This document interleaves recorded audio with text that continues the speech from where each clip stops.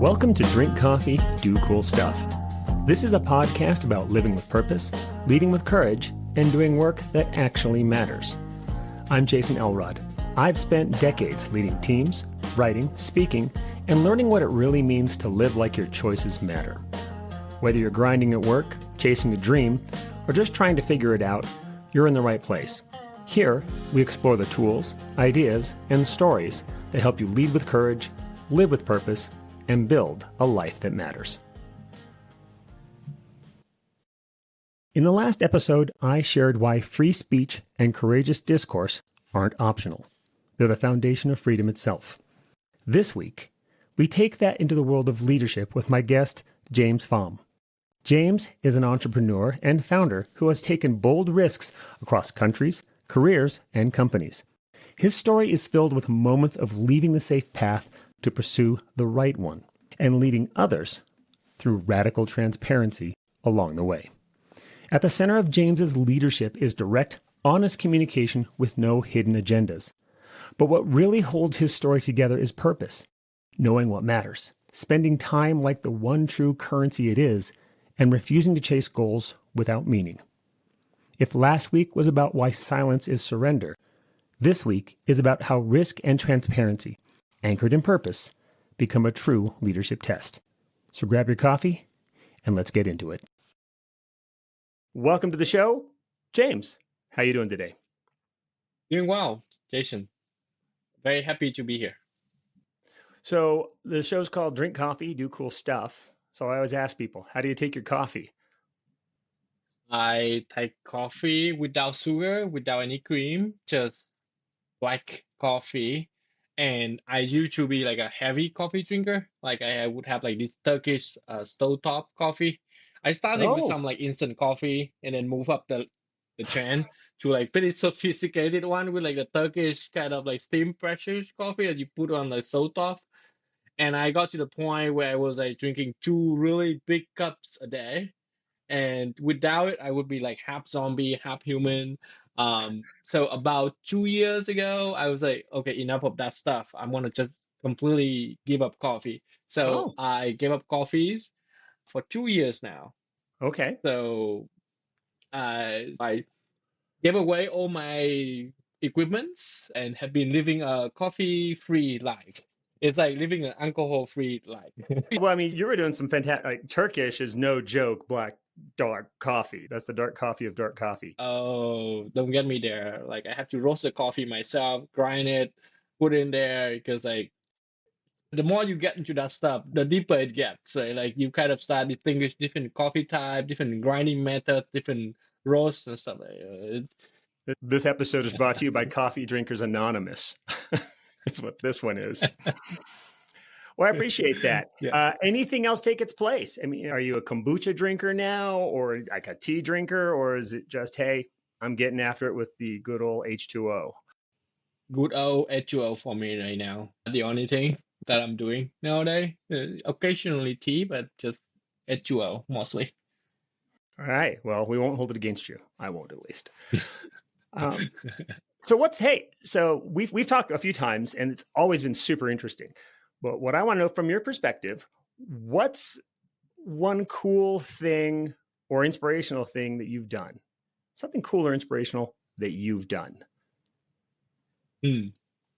What I've done is that I usually make decisions pretty rapidly and boldly.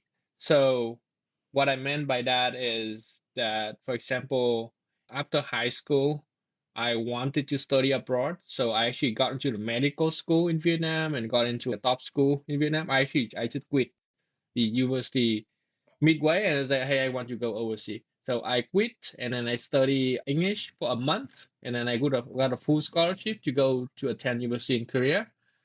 And then after that, I wanted to go to Singapore, or like some other country that is not Korea. So I actually I got an offer from Samsung at that time. And in Korea, Samsung is like a really, really big company. It's like you're getting an offer from Google and stuff like that. So I did not take that offer, went to Singapore on like a tourist visa ish something, and then look for a job there. And then I just got a job there. And then after staying there for 2 years, I was like, hey, I want to go to the US. I want to see how the tech ecosystem is. And actually, I just quit my job, go back home, study the graduate exam in the US. It's called the GMAT for like a Mhm. month.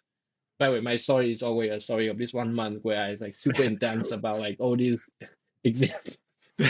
1 month, go adventure. 1 month, go adventure. Okay, keep going. So I Yeah, heard Vietnam, and Korea, yeah, Singapore, and just back to so Vietnam. so in that 1 month in Vietnam, I took my exam and then I got married at the same time. So married, exam, and then prepare for the application because I wanted to go to like one of the tech schools. So I ended up going to MIT, and then at MIT, Little little known school fact there is in Boston, right? yeah, very very boring school. Yeah. uh, so I actually like after summer internship, I got to eBay after summer internship. I was like, this is not what I want. So I just tell my boss, hey, I'm not gonna go back. No need to give me an offer. I wanna just figure things out myself. I want to work on machine learning. So actually, I just not taking an offer at all. And remember, I'm an international student, so not Hmm. having an offer is a dangerous proposal there. And I have a wife and a kid. So, uh, so Yeah, I that's just kind of doing trapeze without a net right there. You're doing the high exactly. rise. You're just swinging back and forth. No net, but you took a month, right? And what'd you do?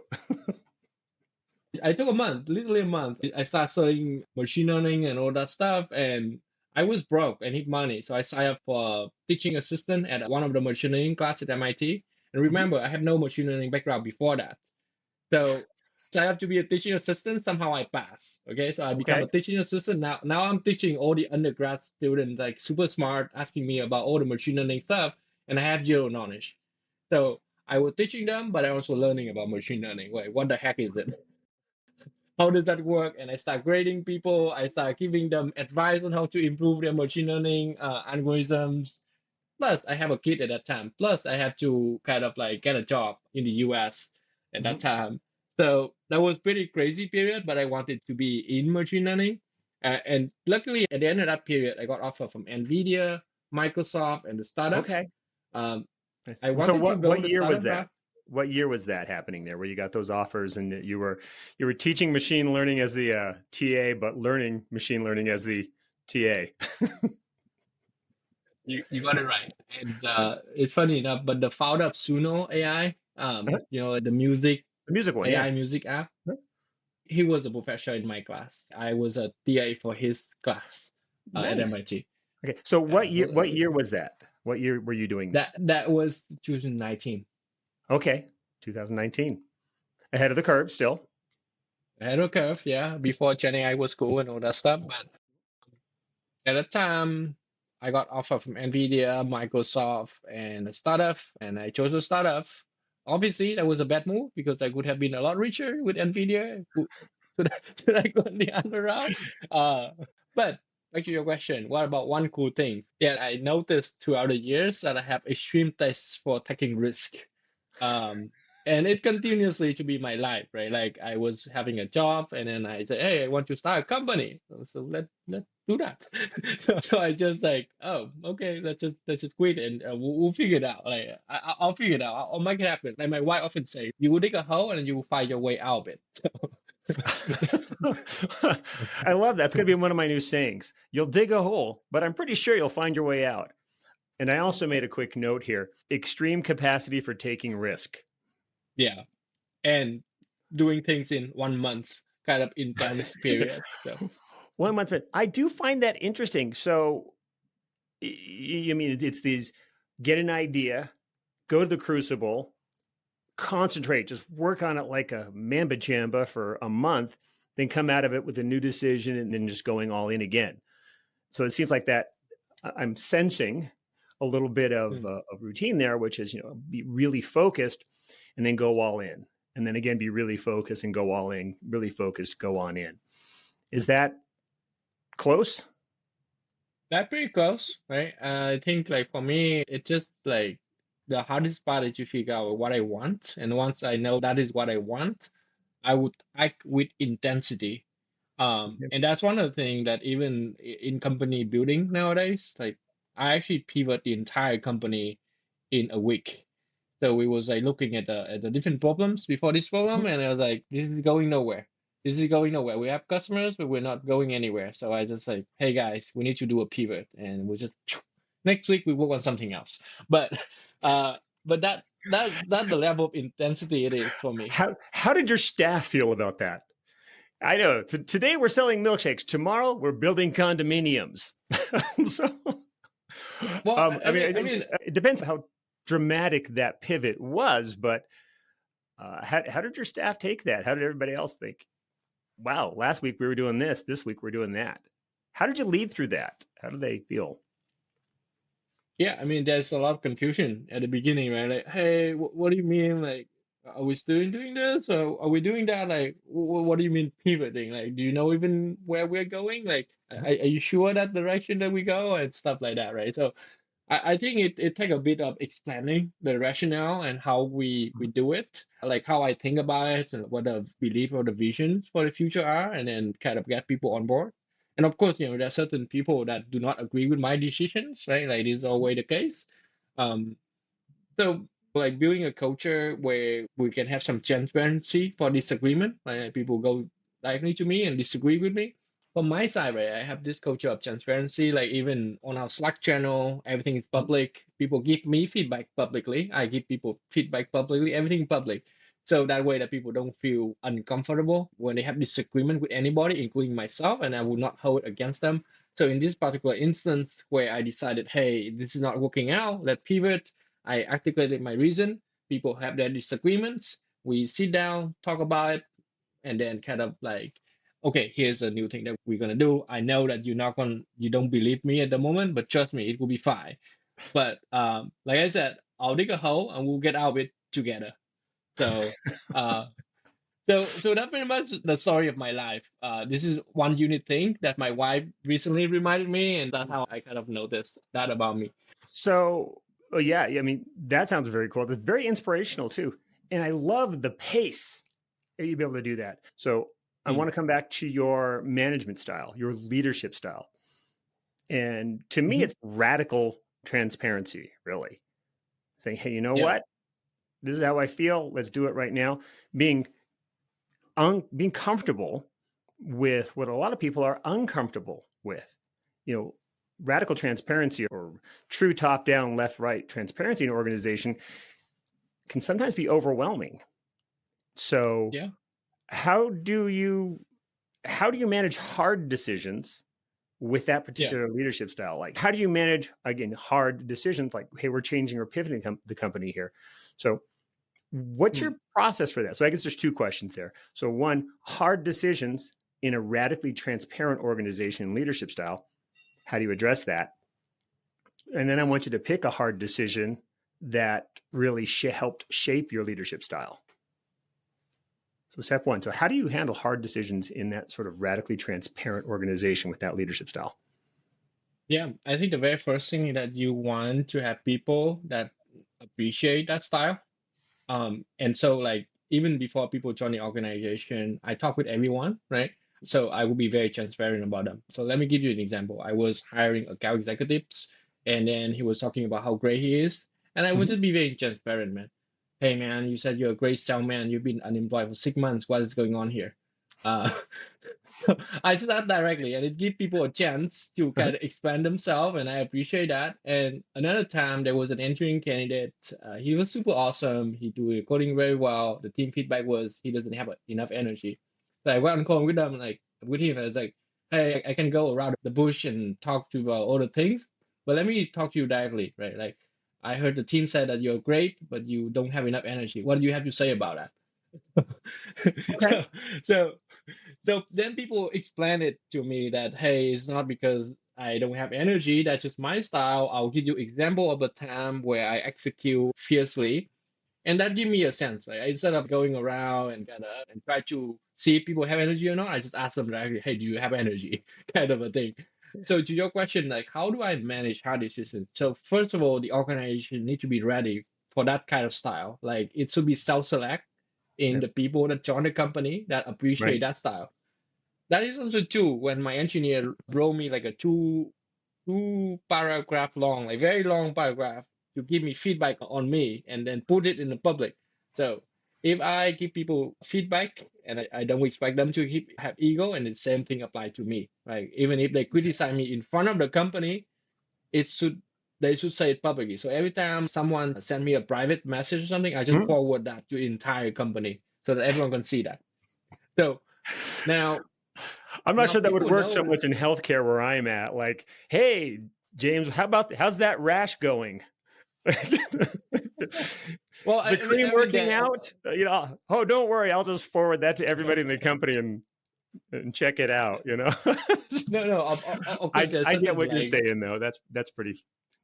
there's certain like personal things that there's certain boundaries like personal stuff that I'll not mention, right? But my point being is that people know what to expect from me, right? If I have issue with them, I'll give them the feedback immediately. I will give them the feedback directly, so that they know that James is not gonna bullshit. He had no hidden agenda. He's not going around the bullshit. He's gonna just go straight to it. And so when it's time for a bigger decision, like a pivot, like a hard Right. decisions, like a pivot, people know that that is James style, right? That's how he does it, but he has his reasons and he explained it to everybody and everybody feel comfortable and then it doesn't feel that maybe the company did the pivot because there's some hidden reasons behind. So Right. again, it's these things actually line up to you do these small thing to build trust, and then when you have to make a big things like a hard decisions, the trust is there in the organization to know that hey, if a decision is made, all the information are public, and their rationale behind it. And so that's how you filter out people from the beginning to join the company, and then you build up the trust along the way. So then when difficult decision come about, people are not surprised and they don't question that, hey, is there any hidden agenda here? And if there are, it should be public and you already know about it. So You already know about that because James forwarded it to everybody. Uh, I actually love that. So a lot of pre-work. You're doing a lot of work at the beginning when you're hiring or bringing somebody into the organization. And I think there's a huge lesson there around really putting the work up front, because you also mentioned a lot of these small trust deposits over time. You can trust that I'm going to be clear with you. You can trust that I'm not going to bullshit. I'm not going to beat around the bush. It's, hey, what you see is what you get. And that series of small trust deposits over time allows you to make larger trust withdrawals, like making a pivot when you need to. Now, they still may trust you at that, but that seems kind of scary and risky for a lot of people. But I love that methodology. Do your work up front, continue doing that over time, and then let the big decisions almost handle yeah. themselves from the standpoint, because you've already built that up. It is self-evident that we're trusting and there is no hidden agenda. We're just going after it.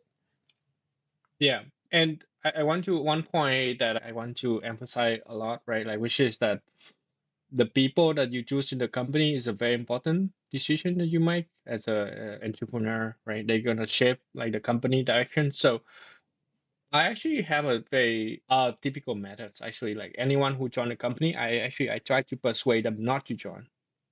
Okay. Um, I would say, hey, heard the team say great things about you. We definitely want you to join, but here's the reason that you should not join the company, right? Like, for example, we are still early, we're still figuring things out. Sometimes you have to work weekends just because sometimes there is customer issues, you have to fix things. So if you are looking for things that are more stable, more structures, we don't have it here. Or if you look for more like cash payments, we don't have here. We have base payment and equity payments.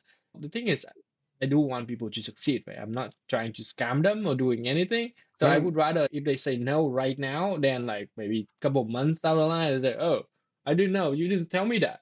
So like even for the engineers or like the other member joining the team, I added them to the company meeting before they join, before they make decisions. So they Okay. attend the meeting, they know what is going on, so they know exactly what they're stepping into. So like the moment they get into it, they should not have a comment like, "Hey James, this is not what I signed up for."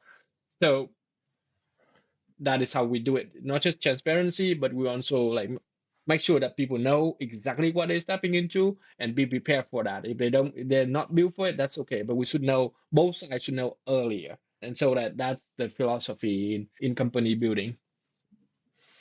I love it. And from now on, when I talk about radical transparency, I'm going to say, hey, you should go talk to James. Radical transparency, pressure testing, and ego less environment as much as you can, because we're humans. That's part of having ego. But being able to manage that in an open, clear conversation, I think that's the right spot to be when you can be there. It may not be comfortable. And a lot of people like comfort in their job or their routine. It doesn't sound comfortable. It sounds effective though. And it sounds purpose driven. Like, if you're going to do this, I'm going to tell you the purpose. You're going to get connected to the purpose, or I'm going to help you find something else that you can connect your purpose to. And I love that methodology that you have going on there. So some things had to develop that methodology in your life. There are some points in your life where you said, hey, you know what? This radical transparency is valuable. This is something I want to use, and I'm going to use it to build a company. So there has to be some sort of background that says, hey, maybe something happened that didn't have that. They just said, you know what? The next time I'm totally going to have that. So how did you get here? Well, it had to do with my upbringing, right? So I grew up dirt poor. I grew up in a mountain of Vietnam, and we literally live in a mountain. So like growing up, we didn't have much. There's just never enough time for you to bullshit about like all the pleasantries and stuff. It's all about survival, right? Like, hey, the shorter you are to communicate what you need and get things done, the faster you get the food. Kind of thing. Food, shelter. What's my shortest path? Open shortest path first to food and shelter. The OSPF. Yeah. So my mother and father got married when they was like super young. I think my mother was like 16 or 17 years old or something. We grew up poor in a mountainous area, and then we moved different places. And there was a street vendors in Vietnam. They were selling fish and all the stuff. So my upbringing has always been very kind of like tough and challenging. And I think that the quickest way to get to result is that, instead of talking and doing all this stuff, let's get to work. Let's get to the action. And the faster you get to the action, the better. And the way to get to the action faster is to communicate directly what you want and what other people want. If we disagree, we'll align on it. If we agree, then let's get to work instead of like guessing, oh, is this what James think that we should be doing? No. This is what James literally told you what to do. This is literally what he's thinking. Look, he wrote it down. Here you go. So to your question, like what kind of like trigger or develop that tendencies from my end, it had to do with the upbringing that I grew up with. And at that time I was pretty tough, right? I think the economic situations that forces me to be more direct and transparent. Also, if I have a question in the class, I need to raise and ask the questions, and then it can help, right? And that's how you kind of survive. But also living in that environment, you learn how to work hard, right? Like one of the things that you see that, working hard is very important too. I talk about intensity, but I didn't talk about the other equation of it. It is within that 1 or 2 months, it's going to be so intense, like very, very intense that you would not imagine it. Like you can kind of sway it out, or you can just like, hey, here's a period. I'm gonna so intense. I'm gonna get it done. So get it done, get it done, get it done. Right. So that upbringing helped me to be like very transparent, direct, to get things done, but also like I actually need to get things done. So that's how it shaped who I am and how I act as I grow up. I think that's fantastic. There's a song, a little less talk, a lot more action. Have you heard that one? I haven't heard about that one, but I think that one. A little less talk and a lot more action. That sounds like your theme song. How about a little less talk, a lot more action? So you're a go guy. What keeps you grounded when life gets noisy? And it sounds like it's pretty noisy sometimes. How do you calm or relax yourself when things are just super crazy? Yeah, I developed over the years the habit of writing things down a lot. So that means that I usually write down like what is my goal for the next 10 years, what is my goal for the next 5 years, what is my goal for the next year, what my goal for next 3 months, and what my goal for this month and this week, and kind of things. So that helped me stay grounded, right? Like, hey, what's the bigger pictures that we are working toward to. Mhm. Um, and there might be the way that I envision here. Hey, there is a destination that I'm heading to, right? Like that's a 10 years plan, and then there are different route that you could take. And at Yep. each of the at each of the milestone, like, hey, are we halfway there? Are we not? Like, where are we? Kind of like assessing that and help me stay grounded. We may get lost in the way a little bit, but we can correct it and go back, and that helped me grounded as a founder. There's so many things that going on, right? There Yeah. employees issues, there sales issues, there investors that asking you questions. There's just like a lot of things going on. Everyone wants something from you. Like literally, I think as a CISO, I definitely you can understand what I'm saying. So Yeah. 24/7, 365, something's going on. That's why I asked that, because there's always something going on. And if you give time, something will take it. Something will take all your time. So, how do you claim time for yourself? How do you sometimes stay grounded on that? And I love the idea of journaling it yeah, out and saying, hey, here's where I'm going to be.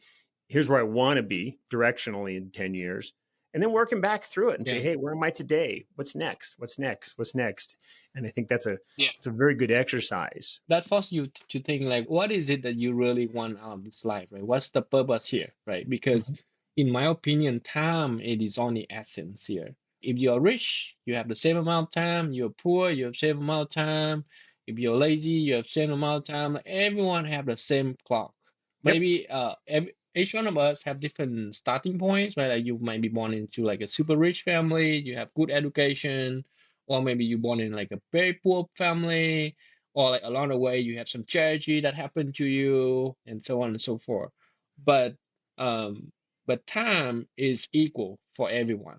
And so like how to live a life that have meanings, how to live a life that do not chase after like I don't know how it is in other region, but in the Bay Area, for example, like a typical thing is like everyone want to like earn more and be more, right? Like everyone, oh, I have $1 million from Google or Meta, or like $2 million from Google or Meta, but um, at the end of the day, like what is that for?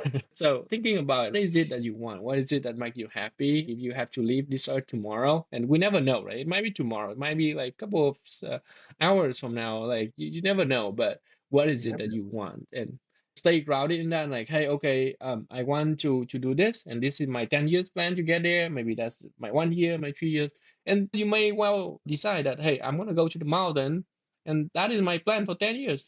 Good on you. I think you can decouple yourself from all the materials and all the trouble of the life and enjoy yourself, and good for you. So I think that time is the only limit test in life, and like, what is it that you want, and having that sense of what you want and how to get there and what makes you happy is a skill and a journey itself in a human life. Very, very true. I talked with somebody a couple weeks ago about this, where time is really our only currency. That's it.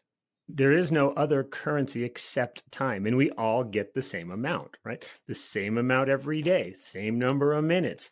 It all burns at the same rate. What are you going to do with it? What are you going to do with your time currency? Because you're right. The stoic component of that is that memento mori, right? Remember death. Remember, you could die right now. Were you doing the things that really made you live? And so if you were to die tomorrow or next day or 38 seconds into this podcast or something, I don't know. Tragic zombie apocalypse. This is the last podcast before a zombie apocalypse shows up. Were you living a life of purpose? Were you living your purpose? Not somebody else's, right? Not trying to be a dragon and collect so much gold and coins that you have the most gold and coins in dollars. And I'm the fanciest dragon on the block now, unless that's your thing. But are you actually living your purpose? And Yeah, your purpose is your purpose. Don't compare it to somebody else's, because there is no exactly. comparison. Understanding what is it that you really want is very important. And that's why I really like the title of your podcast, which is Drink Coffee and Do Cool Stuff. That's essentially what we should all be doing, to be honest. I It don't know is. if you should, right? It is. It came from a question that says, if I didn't have to do anything, what would I do? Yeah. I would drink coffee and do cool stuff with people of purpose. That part's dropped off. But I would drink coffee, do cool stuff with people like you, people like my other guests, Yeah. people like, with people of purpose, people who are driving after something, who are doing something, who have done cool, inspirational stuff or are on their way to do more of it. Yeah. So you're You right. actually you actually highlight a very important point there, right? So the first point is time is limited. And the second point is that at the end of the day, you think about it's all about experiences that count. And experiences including like who are you hanging out with along the journey, right? Like Experiences. I Yeah. think yeah, like you could hang out with people that make you unhappy, or you could hang out with people that inspire you, make you happy, and all that stuff. And there's no right or wrong. There are people that just like not compatible to each other, so that you should find different ways to make each other happy. But a very important element of the journey are the people that you are going along with. So like picking the right people, enjoying time with them is actually very important. You don't want to hang out with people like always negative, always talk about negative, or you don't want to hang out with people who always talk about material, saying that, hey, I have a private jet. I literally was like, hey, dude, like you started a company, you founded a company, you sold for a bunch of money. Why are you in it again? And I was like, hey, I want a private jet. It's like, that's a silly reason for to be in this game because it's a very, very tight game, man. Don't do that stuff here. And it never ends, right? Once you get a private jet, you're gonna, oh, look at Jump. He had a freaking Gulfstream. I, Yeah. I, I want a Gulfstream. So Why not have like two? I've got one. I want two private jets. that is there the problem, right? Like it start with like, hey, I just want this thing, then I will be happy. I will want that thing, I will be happy, and you will never end up being happy. And the thing is, once you have all the materials, you start wanting power. Hmm. Like that means that you want to be like a government officials and all of that stuff. But that's like a different kind of philosophy. Like when you get rich, you want to influence the politics and all that stuff. But where is it end? And where do you feel happiness if you keep chasing like that? So there is a point about having enough, being happy with the journey that you got so far, and just be content with what you have. Basically, you don't want a bigger jet or a mansion house and all that stuff. All of And a that is bigger going to one be and a bigger gone. one and another one and another one. Yeah. By the way, growing up poor, I can tell you, like I can, it's gonna be very hard for me to go being back to be poor. So the you kind of get to the next level, it's hard for you to go to the previous level. So that cycle will never end, and you will become enslaved to the things that you have, and that's the challenge. That is a challenge. You're a slave to the destinations, these goals, the next goal, the next goal. You mentioned like a 10-year goal or a 5-year goal. And the funny thing about when you hit a goal, when you go, oh, this is going to be my goal, and you pursue it and then you get it, what do you do next? Well, then you have to come up with a new goal. You got to have another direction and you have to do something else. And it's hardly ever the goal that is the value in the proposition. It's the path you took to get there, the person you had to be, what you had to do, who you did it with on the way to get there that has the value. Because by the time you get there, guess what? You're the kind of person now who's there, who has that kind Yeah, of thing, who did that kind of goal. And it's like, oh wow, people mistake that the goal is the real thing. It's becoming the person doing this stuff and having the experiences with the right people on the way to the goal that provides the value, the most lasting value, I would think. Because when you get there, you're going to be like, all right, I'm done with all goals in life. I'm done. You just don't do that. You always go to that next thing. There's always going to be another directional spot to go. And if you're attached to purpose, it's that next level of purpose. What's the next thing I'm going to yeah, do? What's the next thing I'm going to bring? Who am I going to do it with? How am I going to do it? What do I have to learn? Who do I have to become now? Who do I have to grow into in order to be the kind of person who has that milestone, that goal or achievement? It's that constant and never ending improvement yeah. inside there. This is actually the lesson that I learned from a very old professor at Harvard. So at MIT and Harvard, you can cross-register between two schools, right? So there's Mhm. this very old professor. He's probably in his 80s or 90s, and he teaches class about managing yourself, understanding yourself. Um, and I was asking him like, "Hey man, you're 90s. What what are you doing here? Like, what's your end game here, man? Like, And then he talked about all of that stuff, like how it's not a job for him, how he actually enjoying it, and he taught us about all this. At the end of the day, all being is about understanding about yourself, like what you want, what is important to you, what make you happy, and what's your goal in life. And actually, his teaching impact how I think a lot. Because like Mhm. after MIT, I got multiple offers to join like really big companies or to join a smaller company with less pay and all of that stuff. I chose the startup route, and that kind of like what you said, right? Like that define who I am now. I'm now officially become the startup guy in a way, Yeah, because of the past decision that I made. And now I'm officially a startup guy. Um, so I think that understanding about yourself, like what is important to you and where you want to take your journeys and who you want to take it with, it kind of define who you are. And mhm. so just want to come in on that point. I think that's some truth there that a lot of people should look at. It's well worth finding out who you are first before you're going out to the world to be who you think you should be. So find out who you are. Look inside. Look at yourself. Who am I? What aligns me to my purpose? And then pursue. Like you said, you're the startup guy now. So, what would younger you, like say, like in your teens, what would, if a younger you saw you now, what would surprise him most about you? Well, I never, funny enough, I never dreamed to be an entrepreneur or a founder per se.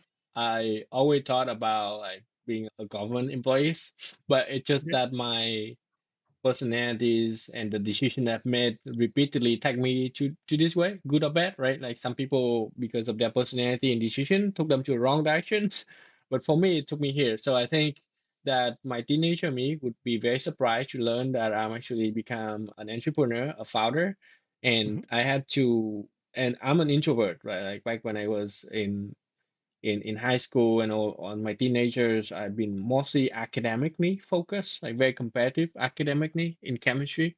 And now my teenager me seeing me doing podcasts and speaking engagement and talking to people, super surprised. Like I would Super never imagine surprised. that. And then Mhm. yeah, because I'm an introvert. And then secondly, they would not envision me speaking English because I did not speak English at the time. Remember, I studied English for 1 month. That Yeah, you always do. You're that doing always really helps. well for studying for 1 month. You might have had practice since then. Oh, So the journey that I took.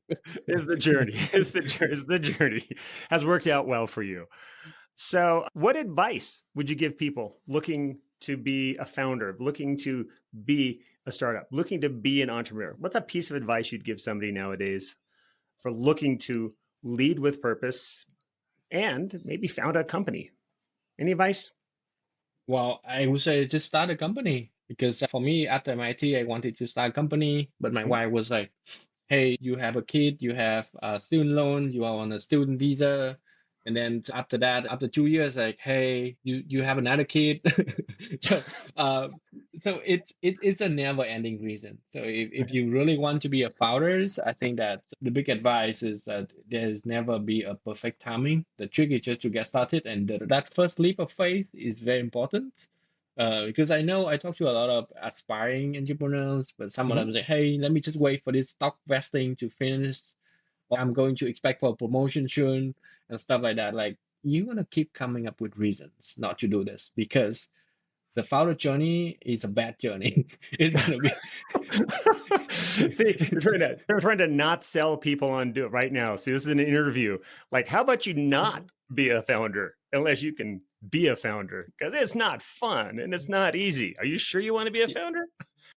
If No, so, that too. a lot less talk, a lot more action. Just do it. That is true, right? Because a lot of time you end up spending very long hours, and your outcome might be not be much, right? Like earning minimal wages. Technically, for Option, we raise tons of money from VC, but that is to pay employees, not to founders. Founders are going to be broke. Mhm. So, uh, so That's to make you're gonna payroll. That's not to. That's not to buy you a new boat, right? Or a new no, jet. no, No, no new jets. No. No, not even a damn car, man. But but the point is, you want to spend like a lot of time, a lot of hours. Your Mhm. pay is gonna be minimal. There gonna be a lot of pressures. So a lot of time people just find reason not to do it for the right reasons, and that's how you end up with not many people want to be an entrepreneur. There's a good reason for it. Like I think a lot of people would be better off sticking with their corporate job and enjoy their life. So this is not a life for everyone, right? So again, I'm trying to do the thing that I do with my Exactly. employees, Here's which is some that radical transparency, people. So you got to be cut for it, or you're not cut for it. So the trick is you have to try it out. So just start a company, see if this life for you. If not, then go back to corporate job. There's always a backup plan there. there's always a way back. Well, we haven't talked about a lot, but your company, Opsin, how can people connect with you, follow your work? What's a little bit about Opsin? What do you guys do? How can people follow your work? Yeah, they can go to my LinkedIn. Apparently, I become a LinkedIn influencer nowadays. I've seen That's some of your that's videos. They're legit. They're legit. You're getting after it. that that what my teenager me would be surprised. So follow me on LinkedIn. It's James Pham, Opsin. And what we do is we are a Gen AI security company. We focus on safeguarding enterprises from data exposure risk using Microsoft Copilot, Google Gemini, and all that stuff. Super boring stuff, but I kind of enjoy it. But yeah, that's how people follow up with me on LinkedIn. But overall, think of me as a person. Don't think of me like a CEO ops and all that stuff because this is just a phase, guys. Like I want to maybe doing some other things in the future and so on and so forth. So every time that I interact with someone during the journey, it's all about the connections and the relationship that build out of it. So happy to help people and see where I can help and be helpful and would welcome a companion in the journey. I love it. That's how we got connected, actually, for this. Well, I Yes. appreciate it. It's been fantastic. I've got some great notes. I'm going to drop some of those notes inside of the episode notes when we're done. But thank you very much for being here, James. Yeah, thanks for having me, Jason. I appreciate the work that you're doing, and we can keep drinking coffee and doing cool stuff. That's it for today's episode of Drink Coffee, Do Cool Stuff. If something landed, hit subscribe, share it with someone who needs it, and keep showing up with purpose. A quick note before you go. Everything we talk about here is for your own reflection and growth. Nothing in this podcast is legal, medical, or mental health advice. I'm not a lawyer, doctor, or therapist. Just someone who's been down a few roads and wants to share what I've learned. Furthermore, everything shared here reflects personal experiences and opinions, not those of any employer or organization. So take what resonates, leave what doesn't, and keep building your version of a life that matters.